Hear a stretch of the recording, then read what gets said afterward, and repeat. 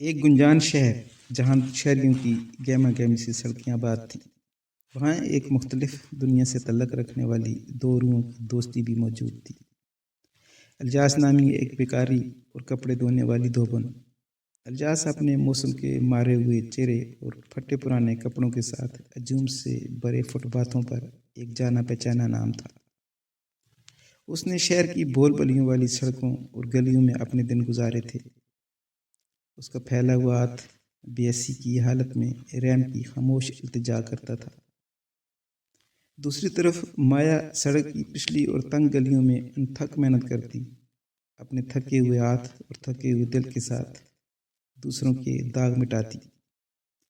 اپنے کام کی سخت نوعیت کے باوجود اس نے اپنے کپڑے صاف کرنے والے برش کی تال اور اپنے ارد گرد شہر کی مستحکم گونج میں سکون پایا۔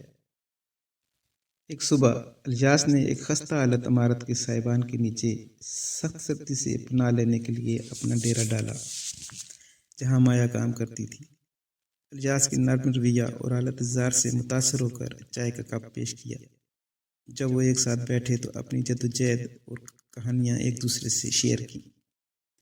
ان کے درمیان ایک بندھن بن گیا، بندھن جو ہمدردی اور افہام و تفہیم سے بنا، طبقاتی اور آلات کی رکاوٹوں کو عبور کرتا ہوا بندھن۔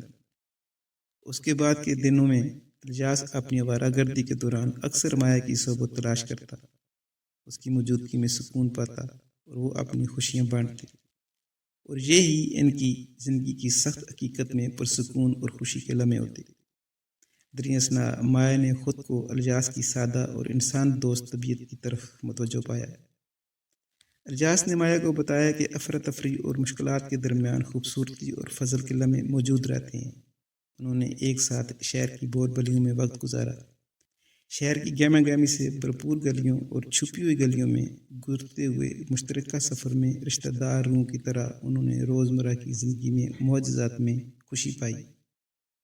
گلیوں میں کھیلتے بچوں کی ہنسی اور قریبی بیکری سے تازہ روٹی کی خوشبو، موسم خزاں کے دن، ان کے چہروں پر انجانی خوشی اور ایک دوسرے کے لیے احترام چھلکتا تھا۔ لیکن ان کی دوستی اس کے چیلنجوں کے بغیر نہیں تھی۔ ایک ایسے شہر میں جہاں دولت اور حیثیت کسی کی قدر کا تعین کرتے ہیں، ان کو لوگوں کی طرف سے تحسب اور حقارت کا سامنا بھی کرنا پڑتا۔ اس کے باوجود انہوں نے معاشرے کی تنگ نظری کو نظر انداز کیا۔ وہ اپنے آس پاس کے لوگوں کی حیثیت سے ہٹ کر دیکھنے اور انسان کے اندر موجود خوبصورتی کو دیکھنے کی ترغیب دیتے۔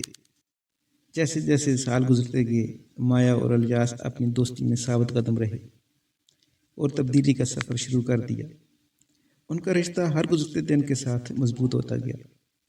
ایک دن مایا نے تجویز دی کہ الجاس کو اب لوگوں کے آگے آنکھ نہیں پھیلانا چاہیے۔ اللہ نے انسان کے لیے روزی کے بے شمار مواقع مہیا کر رکھے ہیں۔ یہ تجویز الجاس کو بہت اچھی اس لیے لگی، اب مایا اس کے ساتھ تھی اور اس کے حوصلے بلند تھے۔ الجاس نے اپنے حلیہ پر توجہ دی اور حلیہ بہتر کر کے شہر میں نوکری کی تلاش شروع کر دی۔ چند ہی دنوں میں الجاس کو ایک فیکٹری میں ملازمت مل گئی۔ الجاس انسانیت اور انسانوں سے ہمدردی پر مکمل یقین رکھتا تھا۔ اس نے فیکٹری کے دوسرے ملازمین کے ساتھ ہمدردانہ رویہ رکھا، محنت اور دیانتداری کو اپنا اشعار بنا لیا۔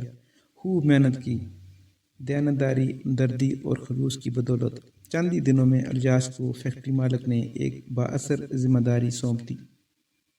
الجاس نے بھی عہد کیا کہ وہ فیکٹری مالک کو کبھی دھوکہ نہیں دے گا اور وفادار رہے گا۔ جیسے جیسے دن گزرتے گئے، الجاس نے خوب لگن سے کام کیا، مزدوروں میں اتحاد و اتفاق قائم کیا اور فیکٹری ہر شعبے میں ترقی کرنے لگی۔ الجاس کی بھی مالی حالت بہتر ہونے لگی اور وہ مایا کو تحفے بھی دینے لگا، اور مایا بھی الجاس کی چھٹی کے وقت کا انتظار کرنے لگی۔ ایک دن مایا کو ساڑی کا تحفہ دیا تو ساتھ ایک گلابی پھول بھی تھما دیا۔ مایا نے پھول لے کر اس کی خوشبو سونگھی اور لبوں سے لگایا اور مسکرا کر کچن چلی گئی۔ اس کے پیچھے الجاس بھی چلا گیا اور وہیں مایا سے اپنے دل کی بات کہہ دی۔ مایا تو شاید اسی بات کی منتظر تھی۔ چند ہی دنوں میں مایا اور الجاس کی شادی کے بندھن میں بن گئے۔ انہی گلیوں میں ان کی شادی کے شادیانے بجنے لگے، جہاں وہ بچوں کی ہنسی سنا کرتے تھے۔ الجاس اور مایا نے اپنی ازدواجی زندگی کا سفر شروع کیا اور ان کی پہلی اولاد بیٹا پیدا ہوا، اور انہوں نے ایک بڑا آدمی مگر انسان دو شخصیت بنانے کا عہد کیا۔ ادھر فیکٹری میں بھی الجاس کا طوطی بولنے لگا۔ الجاس خوب محنت کرتا رہا۔ دن گزرتے گئے، الجاس کا بیٹا اسکول داخل ہو گیا اور مایا اس کے ساتھ بھی خوب محنت کرتی۔ اسی دوران فیکٹری مالک کسی بیماری کا شکار ہو گئے اور انہیں اسپتال داخل ہونا پڑا۔ بیماری کا تعلق خون کے امراض سے تھا۔ ڈاکٹر نے فوری طور پر او نیگیٹو خون کی چند بوتلیں تجویز کیں جو ان کا خون گروپ تھا، جو اشد ضروری تھیں۔ فیکٹری مالک کی بیوی اور رشتہ داروں نے کوشش کی اور فیکٹری میں الجاس نے بھی سر توڑ کوشش کی، مگر اس گروپ کا خون بہت کم لوگوں میں میسر ہوتا ہے۔ بڑی مشکل سے صرف ایک بوتل خون دستیاب ہو سکا۔ مزید 2 دن گزر گئے، مزید خون کا بندوبست نہ ہو سکا۔ فیکٹری مالک کی طبیعت مزید بگڑتی گئی۔ الجاس گھر میں پریشان بیٹھا سوچ رہا تھا۔ مایا سے کہنے لگا کہ مالک کی جان خطرے میں ہے، خون نہیں مل رہا۔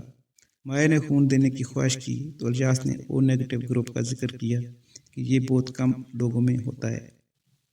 مایا کہنے لگی، چیک کروانے میں کیا حرج ہے، ابھی اسپتال چلتے ہیں۔ مایا کا خون گروپ ٹیسٹ کیا تو او نیگیٹو ہی نکلا۔ مایا نے خوشی خوشی خون دے دیا۔ چند ہی دنوں میں فیکٹری مالک کی صحت بحال ہونے لگی اور وہ روح بسیط ہو کر فیکٹری بھی جانے لگی۔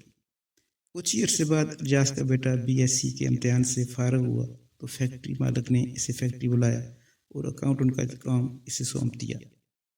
فیکٹری مالک ایک شفیق انسان تھے جو الجاس کے بیٹے ریحان سے بڑی شفقت سے پیش آتے۔ ان کی اپنی اولاد بھی نہیں تھی، وہ دونوں میاں بیوی اکیلے ہی تھے۔ کچھ ہی عرصے بعد وہ دونوں میاں بیوی ایک روڈ حادثہ میں خالق حقیقی سے جا ملے۔ سب پر اداسی چھا گئی۔ مالک کے رشتہ دار اکٹھے ہوئے اور ان کی تدفین کر دی گئی۔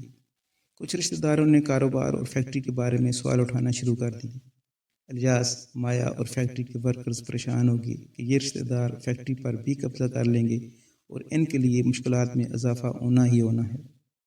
لیکن چند ہی دنوں بعد ایک وکیل فیکٹری میں آیا اور انکشاف کیا کہ نہ صرف فیکٹری بلکہ فیکٹری مالک کے باقی اثاثے بھی فیکٹری مالک کی وصیت کے مطابق ریحان ولد الجاس کے نام کر دیے گئے ہیں، اور ریحان کو اس بات کا پابند بنایا گیا ہے کہ وہ فیکٹری کے علاوہ تمام اثاثوں کا 1/3 خیراتی اداروں کے سپرد کر دے اور ایک حصے سے فیکٹری ورکرز کی فلاح و بہبود کے لیے فنڈ قائم کر دیا جائے۔